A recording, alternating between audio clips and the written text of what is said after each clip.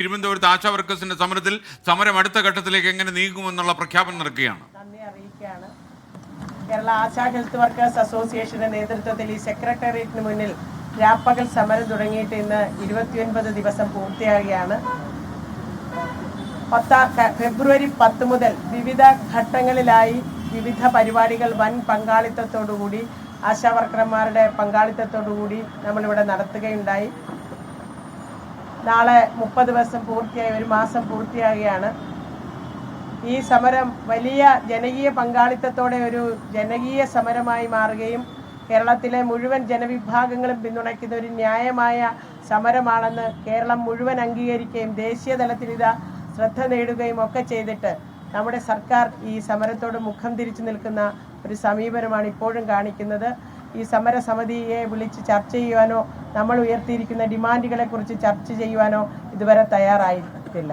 ഇത്തരമൊരു സാഹചര്യത്തിൽ നമ്മൾ കൂടുതൽ ഉയർന്ന സമര രീതികളിലേക്ക് പോകേണ്ടുന്നതുണ്ട്.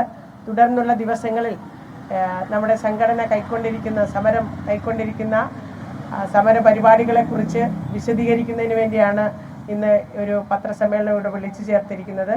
അത് വിശദീകരിക്കുന്നത് ഞങ്ങളുടെ ബഹുമാന്യനായ സംസ്ഥാന president Shri V K Sadanandan സാറാണ്. സാറിനെ അതിനായിട്ട് ക്ഷണിക്കുന്നു. സുഹൃത്തുക്കളെ,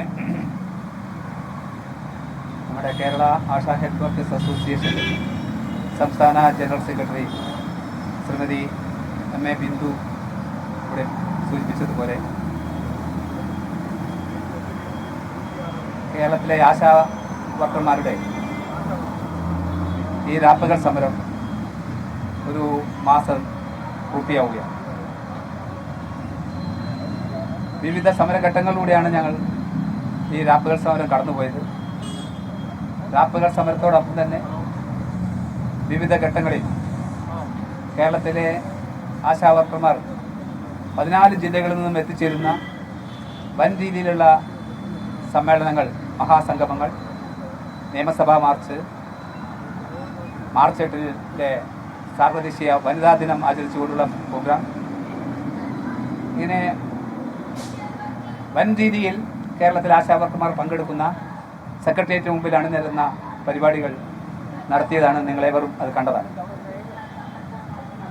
കേരളത്തിൻ്റെ ഓരോ ഭാഗത്തു നിന്നും വളരെ ദരിദ്രരും സാമ്പത്തികമായി വളരെ ഞെരുക്കം അനുഭവിക്കുന്നതുമായ ആശാ വർക്കർമാർ ഇവിടെ ഇങ്ങനെ ഓരോ പരിപാടിക്കും എത്തിച്ചേർന്നത് വലിയ ബുദ്ധിമുട്ടുകൾ സഹിച്ചുകൊണ്ടാണ്.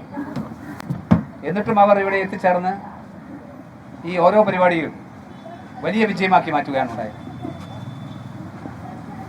ഇതിനെല്ലാം നിങ്ങൾക്ക് കഴിഞ്ഞത് കേരളത്തിലെ ജനങ്ങൾ